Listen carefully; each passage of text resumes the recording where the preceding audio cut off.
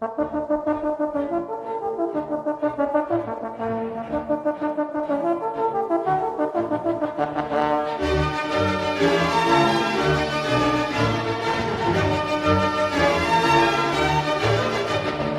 everyone, my guest today is Dan Schaefer. Dan is a progressive political leader and candidate for the Missouri House of Representatives, District 97, running a grassroots campaign to defend public education, demand fair taxation, and restore transparency to state government.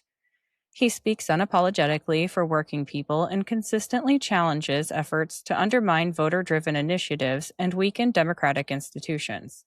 Blending practical wisdom with policy fluency, Dan cuts through political noise with clarity and conviction. He tackles issues ranging from union rights and economic justice to civil liberties and the growing threat of authoritarian overreach, always grounding big ideas on real-world impact. Dan is the founder of Frontline Progressive, a newsletter focused on democratic resilience and citizen action. He has hosted more than 200 interviews with leaders and changemakers nationwide, bringing sharp questions and substantive dialogue to every conversation. With an engineering background and a relentless commitment to honest government, Dan brings both strategy and substance to the mic. Welcome to the show, Dan. Thank you for coming back. Well, thank you. It's nice to be here again, Sam. And I'm just thrilled about the fact that you called me back for another interview. It was a lot of fun last time. I'm looking forward to a pretty good conversation this time. Yeah. So I've been doing this thing where I have been reaching out to people I've interviewed like earlier in 2025. And a lot of people I have weird random things that happened as I was just starting out with doing interviews, but I didn't have anything specific for you. Oh, okay. That's cool. One of them I was really sick during, which I do have a cough today. Like another one, my microphone was positioned like upside down and it sounded fine, but looked dumb to anyone who knows about the microphones. And another one, I forgot to hit the video button. So, Oh, yeah. That stuff happens. It's I used to, when I was doing my podcast, I would have two recording devices and it paid off because one time I forgot to hit one of the recording devices. So I had a backup for it, which was absolutely essential because I'd hate to call them back and do it again, you know? Yeah. I should have done something like that. All right. So we talked a little bit about your campaign last time. Can you tell me how it's going? Anything new, anything interesting the audience might want to know? Yeah, it's lots of stuff is new. Of course, on the national scene, there's all kinds of craziness going on with the Republicans, and I'm running as a Democrat, so that sort of works out to my favor. Although I'd rather not have the crazy stuff going on, and not have that advantage. But I knock on a lot of people's doors and talk to folks, and the first words out of their mouth is like, "Oh, the Republicans are just going crazy these days." I said, "Okay, that might be true on the national scene, but I'm running for a state level office, state representative seat, and so let's talk about what's going on in Missouri." So surprising number of people are actually quite aware of what's going on in the state here too, which. The reason why I say it's surprising is because most people just don't pay attention to politics on that level. It doesn't get a lot of press, but it seems to be different now. So people are, I guess, waking up and paying more attention to what's going on. So that part is good, and just the campaign itself is going well. I came up with this expression. I say right here in this card, it says "Missouri is rigged," and so. That generates a lot of attention because people are saying, "Oh, how is it rigged?" And a lot of people are getting angry because they say, "Well, because President Trump used the word rigged insofar as the elections are going." And I say, no, I don't have any problem with the way we're conducting elections in this state, but it is rigged in other ways, and so that gets a lot of people's attention for some reason, and so I'm going to stick with that phrase for the time being. Yeah, I do. Yeah, I remember your yellow cards from last time. So the wording's a little bit different this time. It's a little bit different. Yeah, I put a little different cartoon up here, and I have an advisory committee that I ran this by, and I used to call out Republicans, but something, I don't put Republicans on this anymore. I just say, Right. just in general, this is what's happening. And I think it was really good advice because the thing is, you don't want to get into this red team versus blue team thing.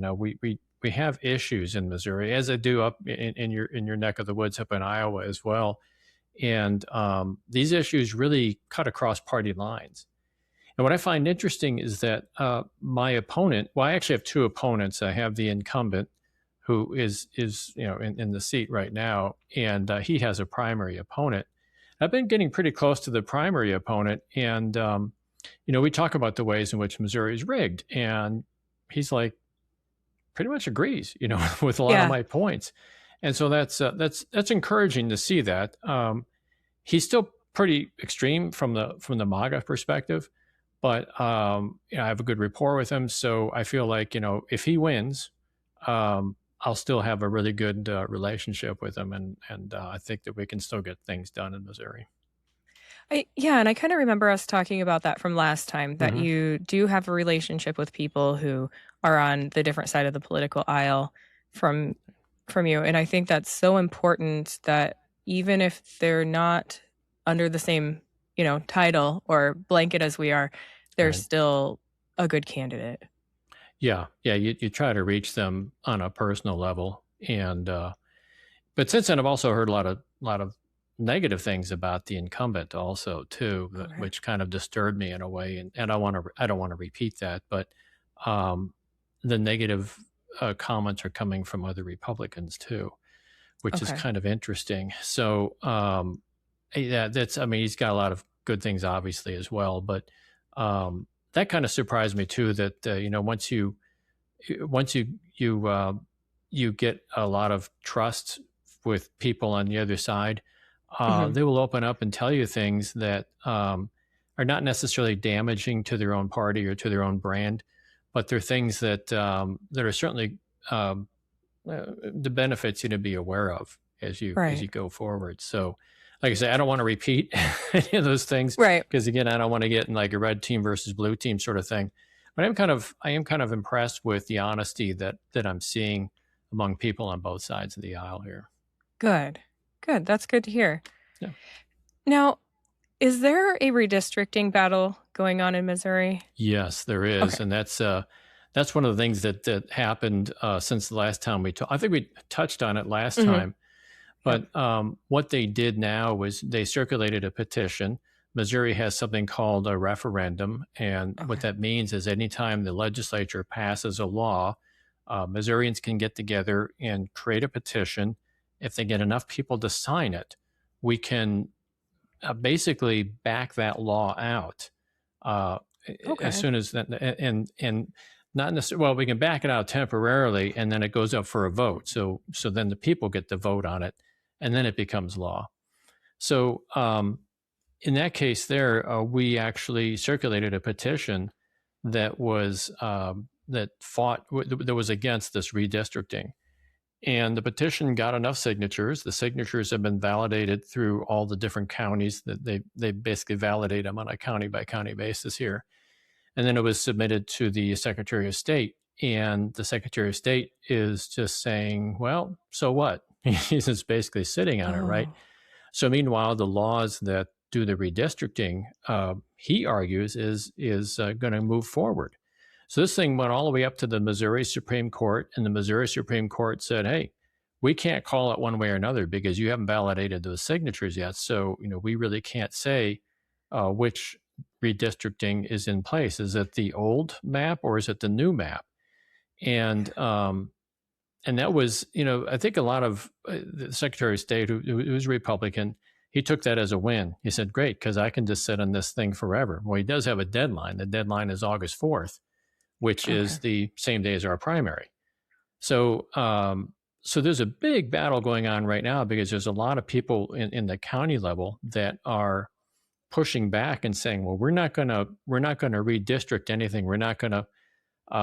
I forgot what the term is they have to do, but they basically have to uh, create ballots to go out to different people, and the ballots will be different depending upon what district they're in. They're Okay. not going to use the new maps yet because they say, "Hey, we don't know what's going to happen here. We don't know if these signatures are valid or not." And so Right. now the lawsuits are starting to fly around, and it's a mess. It's an absolute Yeah. mess. So, You yeah, I haven't come across too much about Missouri's redistricting mess compared to mhm. other states. So that's interesting to learn a little bit more about. It seems like some of the other states are getting a little bit more attention for Yeah, they are. whatever Well, reason. yeah, you're exactly right. I mean, was it Louisiana that just they had already started their primary process and people already started voting, and they said, "Hold on, we're going to redistrict." Yeah. I mean, come on, that's Yeah. ridiculous. Yep. And then of course Virginia is getting attention for theirs going through and then getting struck down and yeah. Yeah, yeah. Yep. Virginia was kind of doomed from the beginning, from what I understand. I mean, I've never read Virginia law, but I've been listening to a lot of commentaries about it. Uh-huh. And who is that guy that used to do um, Meet the Press? Chuck Todd. I Okay. listened to, so he had said something very interesting. He has his own podcast now. And he's Uh-huh. been saying from the very beginning, he says, this thing will never fly. He says, what they've done in Virginia was illegal. They went around some of the legal processes in order to implement this redistricting. And he says, just you wait, and you're going to see this. The Supreme Court's going to strike it down. And so after the Supreme Court did indeed strike it down, he wasn't, trying to brag, like saying, I told you Right. so. But, Yeah. it's, he said that's to be expected. It was, they shortchanged the legal process there. So um, it is what it is. Yeah. Yeah. Oh, yeah. And, you know, I thought maybe things would slow down after the first I don't know, a few months of this term and it's just not. It's getting crazy. It Getting is. crazier and crazier, isn't it? Yeah. Yeah. Then we Yes. start this war with Iran, and like, oh gosh, now it's just crazy. Yeah. And yeah, I don't know I haven't checked the latest update on that. It just nothing's ever as simple as it's made to sound. You know, Yeah. Russia and Ukraine are still fighting. Mm-hmm. Iran's not settled. Yeah. Yeah. It's I want politics to be boring again, because I could say I'm a boring person. I could handle Yeah. that. I want it to be Yeah. boring. I mean, I still want people to be involved, obviously, but I just don't think that we need to have this level of chaos Yeah. that it's just wearing everybody out. Yes, and I agree because it seems like there's so much stuff happening where you almost get like you said overwhelmed but almost like jaded by what's happening where it's Hmm. just you tune out of everything. Whereas, some of these events, if they had happened when there wasn't a million other things going on, maybe would have had a lot more attention, maybe could have been addressed a little bit better. Right. But with the constant action, it's just kind of like I could see where people are just like, I'm done with politics. I'm not paying any more attention. I can't handle it. Yeah. Yeah. But in some ways, that's what they want. That's what the Yeah. authoritarians want. They want us to disconnect. And I think that's a big mistake, and it is really hard sometimes to get people motivated because they're just like, all you politicians are the same, and I'm saying, no, really, this time we need to vote. And every election since 2016 has been the most important election. And Right. people get tired of hearing that, but on the other hand, it's like we've got an out of control president who's just thumbing his nose at the Constitution and disobeying Congress, and it calls into question whether we should even have a constitution at all, because it just seems to be whatever Trump wants it to be. Yeah. How is Missouri? I guess you had mentioned it's much calmer in Missouri than like some of the other states. What do you think Missouri's doing well, and what would you like to continue? Oh, it's a good question, because there's yeah, I guess I wouldn't say it's really that calm in Missouri. There's still there are a lot of tricks and stuff going on in Missouri here. Okay. One of the things they want to do is replace individual income tax with just moving to complete sales tax for everything. Oh. And so they want to expand what they call expand the base of sales tax. So they want to tax services. So if you go to see your doctor or get a haircut or get your car fixed or something like that, these are all services which were not being charged previously. Now they're going to start charging for them, even for things like Netflix subscriptions. So so that's kind of a harebrained idea, and that's actually going to be on the August ballot. People are going to be able to vote Okay. on it, and so the way they word it on the ballot is like, do you want to get rid of income tax? Well, who's not going to agree with that, right? I'd Right. love to get rid of income tax, but the reality is that what they don't tell you is that it's really going to change things when it comes to sales tax, and it's going to hit a lot of people different ways. It's going to be really good for the rich people. It's not going to be so good for people who are living paycheck to paycheck.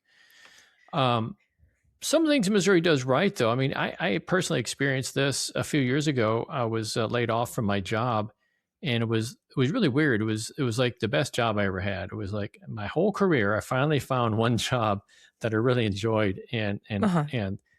I mean, I couldn't find one person in that company that I didn't like. Yeah. And anyways, I got laid off, and I told the state of Missouri about it. So get unemployment and things like that. And Missouri had a really good procedure in place for taking care of people like that. They sign you up with I forget which online education system it was, but it's actually quite expensive. But they had thousands of courses you could take for retraining, and so I took several of these courses, Uh-huh. and it was and then they have like a whole team in Missouri that helps you locate jobs that you want, jobs that fit your resume. Hmm. And I ended up not finding a job. I was 63 at the time, so I thought, oh, screw it, I'm just going to retire, and just try to float as much as I can until I can pick up my Social Security or whatever, Yeah. and 401ks. So I ended up okay. But I was impressed, for people that are that are younger, especially these days with AI taking over everybody's job. We're all going to need to be retrained at it. So I thought the state of Missouri did an outstanding job in that area, and I'd like to see them continue doing that. Yeah. Nice. You yeah, back to that income tax thing, Hmm. and you pointed out that it's gonna help the rich and not anybody else, and yeah, the wording is tricky. So, services, like the things that you had mentioned, those are already things that maybe someone who's struggling, with finances, like, they're not going to go to the salon to get their Right, nails done, to a lot of those services that right. they're not doing anyways. So, um, and if they do, it's kind of a special thing, Hmm. you So know? luxury, yeah, A luxury. Yeah, it's a yeah, luxury thing. And so, yeah, I think it's gonna put a bigger space in between the haves and the have-nots. Like, suddenly, they're yeah. not gonna be able to afford to get their car serviced, Right, or and that's not a luxury thing, right, but right. yeah, Well, it's they just interesting to think about. yeah, they haven't. To their credit, the legislators that pushed this through said, "Well, we're not going to define what we're going to tax at this point, so we don't know if they're going to tax your cuts or getting your nails done or something like that." Um, it just depends upon how this plays out. They want the people to pass this law first so they can start experimenting with different types of taxes. And to me, it's like, I mean, it's really weird. We're basically voting on a concept. We're not really voting on. We really don't know how it's going to play out here. Yeah. Um, yeah, and you're right. There are a lot of things you don't have a choice about. You don't have a choice about paying rent. You don't have a Yeah. choice about your car breaks down. You got to get your car fixed. And one of the reasons that these legislators came up with for one of the benefits they said is that you get to choose how you spend your money and how you pay tax. And I'm like, how can you choose whether or not to buy food? How can you choose whether or not you need certain services? You need to go see the doctor. You need to you need to get your car repaired, things like that. So to me, it opens up the door to corruption. A Yeah. lot of these guys in the legislature, they have their own businesses on the side. The incumbent in my case has his own business, several businesses actually, and I can't help thinking that they're just going to write exceptions for their businesses, like, oh, by the way, if you're in construction and you're paying for a house or something like that, you don't have to pay for drywalling or something like that. You don't have to pay tax on guttering or something like that. I can just see that kind of stuff happening. It just opens up the door to corruption. Yeah. So this is, I think it's completely unrealistic. They look at other states like Tennessee and they say, oh, Tennessee doesn't have any income tax. They pay everything through sales tax. Well, yeah, their sales tax is through the roof too. So, it's one of those things where, if they came to the table with some realistic ideas about what's going to get taxed and how much it's going to get taxed and how much revenue it's going to raise, I'd be more inclined to give it serious consideration. But right now, no, I'm just dismissing it out of hand. Right. Yeah, the vagueness gives them permission to do too many things. Like, why would we give them permission to just experiment with our income? And you're saying, trust us. Yeah, right. Yeah. I'm not going to trust you guys. Right.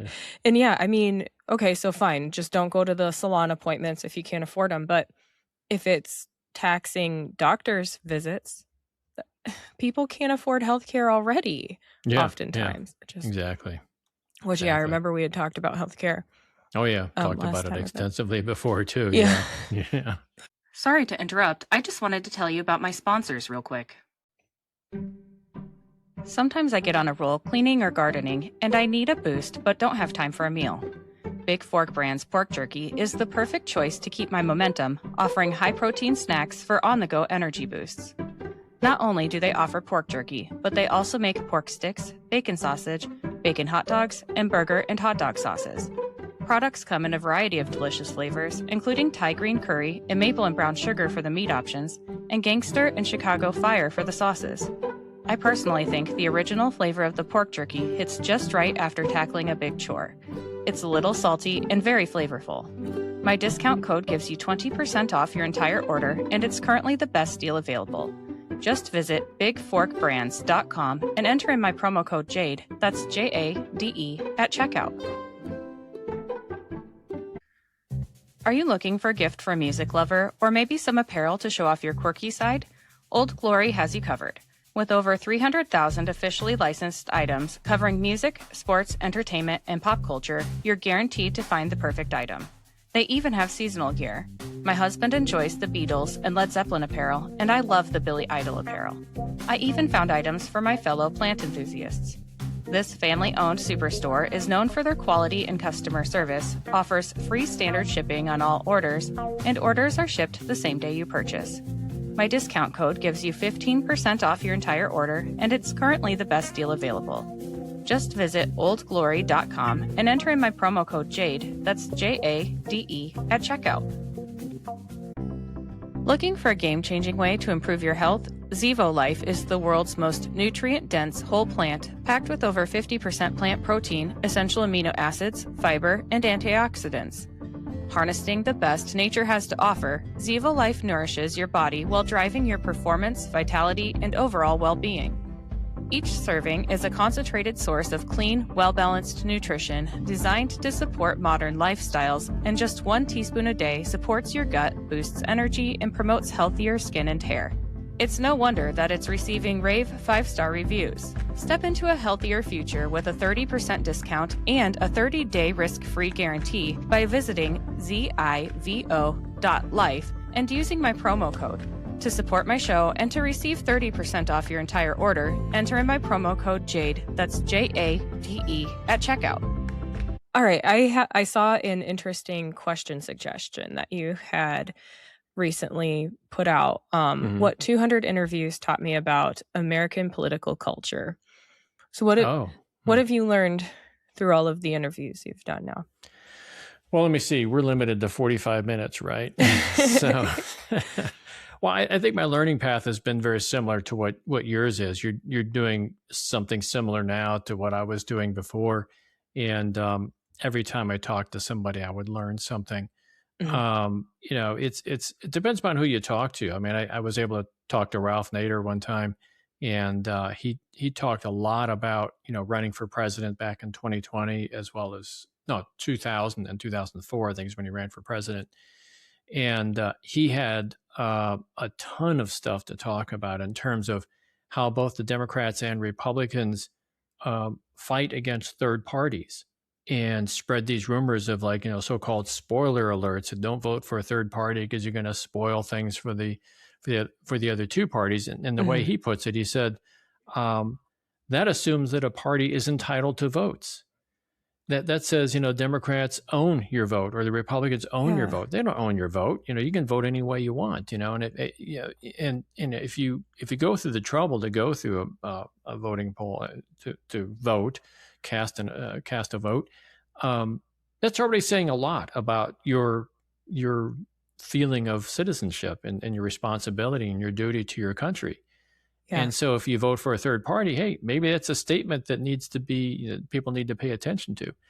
So, anyways, that was talking with Ralph Nader there, but I also talked to a lot of people that uh, book authors and activists. One activist, in fact, the very first podcast I heard that I did with my more recent podcast, which was called Democracy on the Move. I talked to a guy. He was a state senator up in New Hampshire, Christopher something or another, but he was head of an organization. Oh gosh, what was the name of that organization? But what they were trying to do is get around the electoral college system. Um, Okay. what was the name of that? But anyways, what they were trying to do is have all the states sign a pact, an agreement that said whoever wins the popular vote will then get all the states' electoral votes. So that Okay. way it would national popular vote, I think it was NPV, and we went into detail about that, and that was something that was I thought it was kind of cool at first, but then later on I started thinking like, maybe that's not such a good thing because that means that a state would be casting its electoral votes different than what the people of that state wanted, and Right. that presents other problems too. So, but yeah, so there's people trying to get around, the electoral college system. Um, Let me see. There's other organizations I talked to which are trying to get rid of Citizens United, which was Oh, passed in 2011, something like that, which basically gave corporations First Amendment rights of speech and said, because of your right to speech, you have the right to put as much money as you want into political campaigns. And so right. there's a lot of people working to unwind that. Some people are trying to unwind it through law. Others are trying to unwind it through new amendments. And Okay. these are all really Herculean tasks. Amendment is probably the most Herculean task you could take on, I think. Yeah. Um, yeah, and just a slice of life. I got to be pretty good terms with a prisoner who was here in Missouri who was arrested when he was 16 years old for armed robbery. Mhm. He doesn't deny it. He admits it. Um, by the time they went to sentence him, he was 17 years old, and he had the typical attitude of a 17-year-old kid who didn't Right. trust anyone, and he had some choice words for the judge, and so the judge said, "Well, you have 10 felony counts against you. Instead of serving them concurrently, you're going to serve them serially," and which put him in prison for like 234 years or something like that, Oh my gosh. and with eligibility for parole after 100 years or 110 years or something. Well, he's out now because the Missouri legislature stepped in. So he was in prison since the time he was 16 till he was about 41, and he's out now. Oh, I believe technically he's on parole, but he's doing some great things. His name is Bobby Bostic. He's going around the country now giving speeches. He's running some charities, but his speeches have to do with breaking what he calls the school to prison pipeline. Okay. And it's you meet people like that, and you think, wow, there's some really good people out there. This guy had a very bad start to life. There was no father figure, and that typical story of a urban youth, and Yeah. Yeah. and the problem persists today. And um, you know, unless somebody steps up and tries to do something about it, it's going to keep going. So I run into people like that I just I stand in awe of them. I think that they're really good people, and I don't know. It's just you get a really good feeling for America. When you Yeah. boil it right down to individual people, there's a lot of good people out there, and they're trying to do the right thing. Yeah. Yeah, that's really it, podcasting's been great. It's easier to just do my own thing, do my own recording, but then I Hmm. miss out on learning so much from Oh other yeah, people yeah, and I mean just a lot of interesting stuff too. yeah. Uh You don't want it to so become like your own soapbox or something like that, where you just, I mean, everybody wants a soapbox. Everybody's got something to say, but I think, yeah, yeah, I can see why you'd want to do that sometimes because you just got to get it off your chest. But on right. the other hand, um, you got to talk to people too to keep it real. Yeah. Yeah. Well, and to keep yourself connected. Yeah, exactly. Exactly. Now, does that case kind of upset you, make you upset with the judge for that situation? Yes, it does. Now the judge, I forgot what her name was, but she's since retired. She's devoted a lot of her time to try to erase that mistake Okay. that she made. She let her emotions get a hold of her. She admits it, and that is one of those things that there's another similar case going on here. A guy named Christopher Dunn. I don't know if you've heard of him, but he's been Maybe. in prison for I think almost 40 years. He just reached out to me the other day through my website, and so Uh-huh. we have a conversation going. But he was falsely imprisoned for I think it was close to 40 years, and um, he was found guilty. It was the witnesses were coerced by the police, and evidence was flimsy at best. And then now they came up with DNA evidence and said, "Oh, this guy wasn't anywhere near the murder that took place that he was that he was accused of." So Mhm. you'd think, well, they just let him out of prison, right? Well, not so fast. We had an attorney general at that time, a guy by the name of Andrew Bailey, that was determined to keep him in prison. And the reason he gave was, we don't want people to lose faith in the justice system, right? And I'm like, It's what? too late.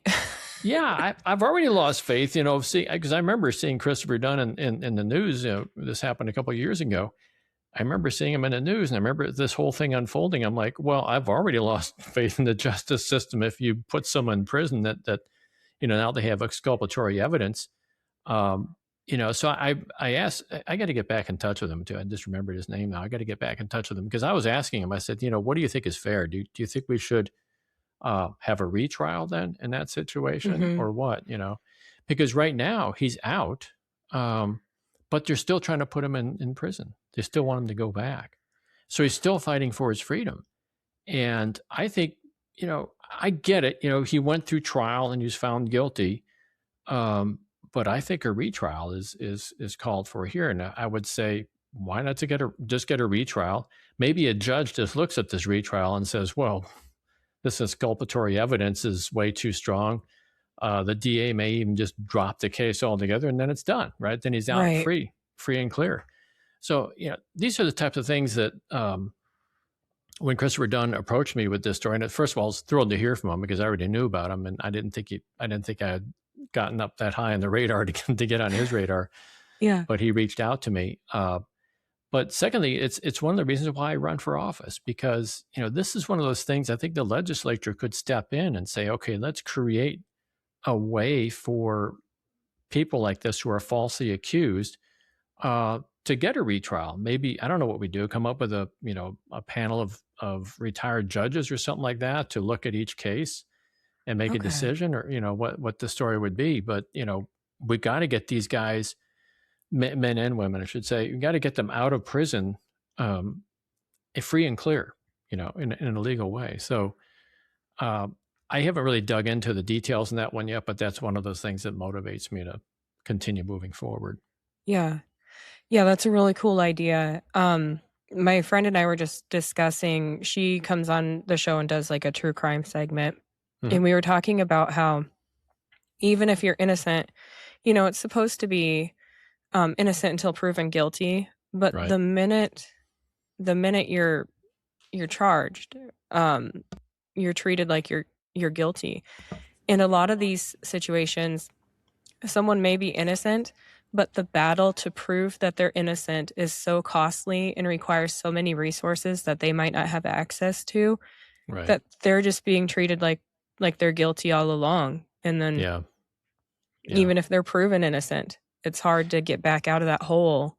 Yeah, it is. And recognize also there are a lot of prisoners who really are guilty, Right. and Right, they're of going to course. say they're innocent too, right? So how do you differentiate between them? But I think that there are organizations out there, nonprofit organizations that do these investigations, and I think that there should be a legal mechanism for them to reach into the justice system Mm, and actually get some retrial or something like that. You don't want to nullify previous jury's findings, but you have to recognize the previous jury didn't have the right information or had false information. right. And in those cases, yeah, you have to run the trial again to be fair. Yeah. Absolutely. Right.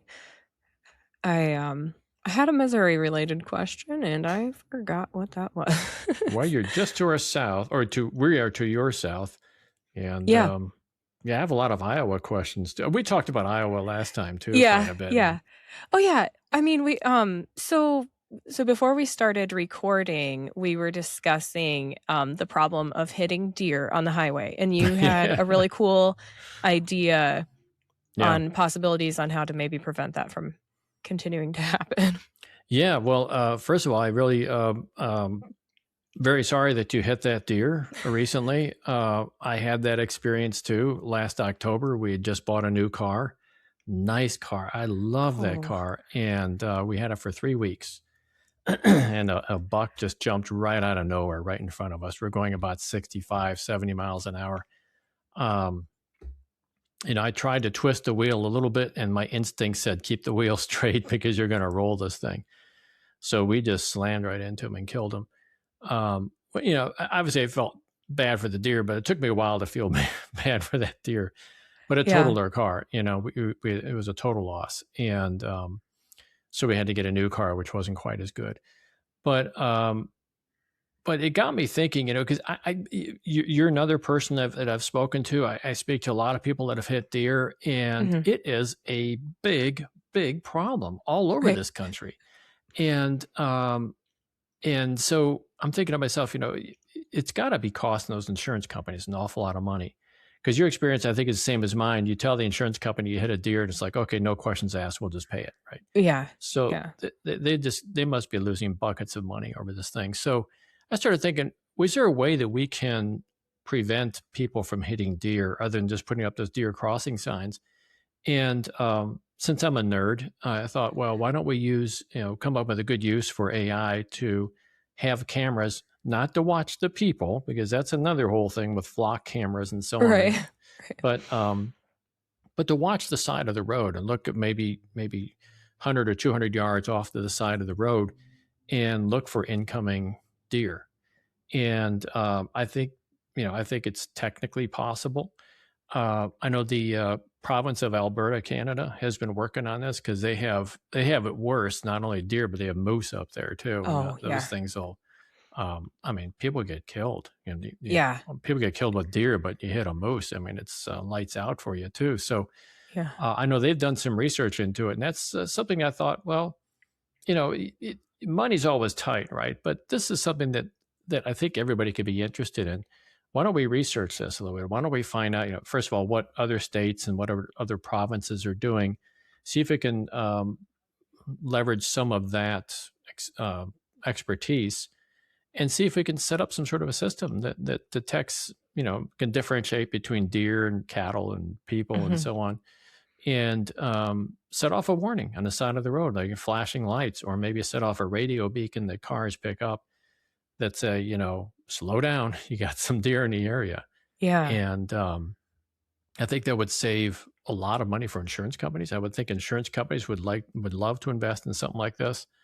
And the state itself, I think it would be worth the state maybe to throw in a little bit of money, not to pay for the whole thing, because it obviously would be pretty expensive, but to cooperate in the sense that maybe we could do an initial study, and then when it comes to deploying it, we could work with MoDOT, which is the Missouri Department of Transportation, to set up some trial areas where we can do this. And I mean, these are the types of things where, gee, the government can work for us. The government can do Right. some good things, save people's lives, save people's property, and save deer in the process as well.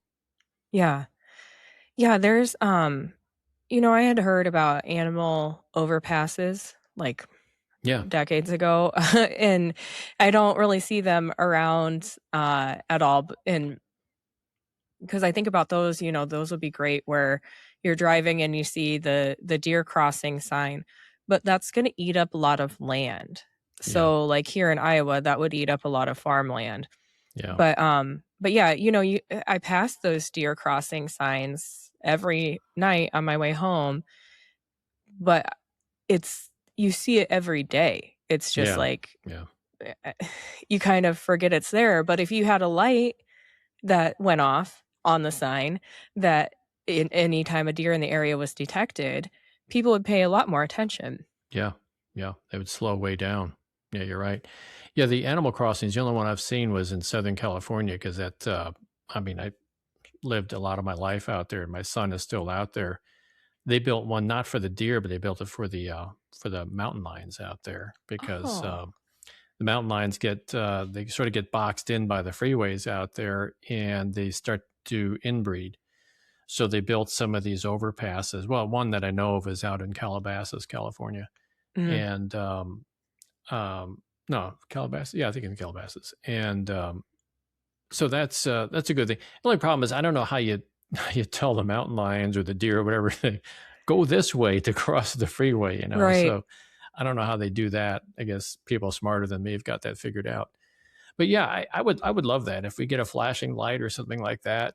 Just okay, maybe you're going 60, and then maybe slow down to about you know 35 or so, to so that if you slam on your brakes, you can stop within 40 or 50 feet or something like that before you hit a deer. Yeah. Yeah, that would be nice because in like we were already saying, like you might not always see them if they're just running. You're not going to see them until they're in front of your car already. And Yeah, yeah. They run like crazy. And I've had people tell me they've had a deer. In fact, one guy I talked to, he had a deer literally run into his car. We were driving a pickup truck, and it actually broke through the window and hit him personally. He's like, he's driving along, all of a sudden he's got this carcass next to him.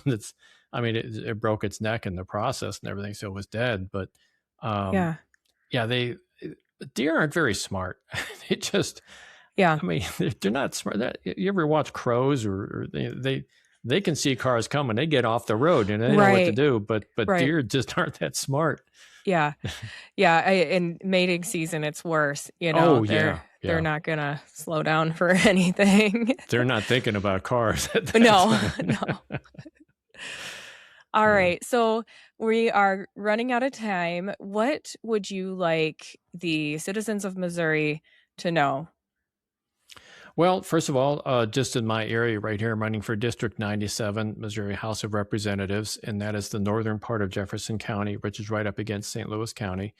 If you are interested in what I have to say, if you're anywhere in Missouri and you have interest in what I'm saying, and you'd like to see me get to the State House, well, check out my website at dan4mo.com. That's DAN, the number 4mo.com. There's a big fat donate button there if you feel that you want to donate. And but even if you just want to chat with me for a while, there's fill out the contact form, and we can chat about stuff. I have people approaching me. The most recent person approaching me was for ranked choice voting and how I stand on that. Yeah. And so, yeah, I get some great conversations online. And I really would like to hear from everybody all over the state, but particularly if you're in District 97. Right. Right. And the primary is August 4th, you said? Primary here in Missouri is August 4th. Yeah. All right. And I don't have any primary opponents. So I'm just watching it very carefully to see what my opponents are. Both their names are Dave, which makes it difficult for me to talk about them. But I want to see which one of them wins, if the incumbent wins or if his challenger wins. His challenger is very, very hungry, and he told me he's knocking on every single door in the district. I said, good luck with that, because there's like 13,000 doors in the district you got to knock on. So, but he's doing it. Yeah, hats off to him. He's doing it. Yeah. Yeah, that does it. I remember if anyone comes to my place, but I live in a town with only a couple thousand people. So yeah, it's really difficult. In this area here, we're semi-rural. It's more suburban / semi-rural. So, but even then, I mean, I've got an electric scooter that I go around and go door to door that way. And I don't hit every single door either. I'm very selective in the doors that I hit. But in rural areas, that's really difficult. I mean, you got to, some of these folks out there, I'm sure right outside your town, you got to, you have to go a mile to knock on someone's door. That's really rough to do. Yeah. Yes. Yeah. I used to drive that FedEx route actually. And it would, really? I would have everyone else would have 100 and some stops, or 200, a little over 200 stops. And I'd have 40 to 60 because all of the miles in between houses. So that's really rough. I don't know how you guys do that.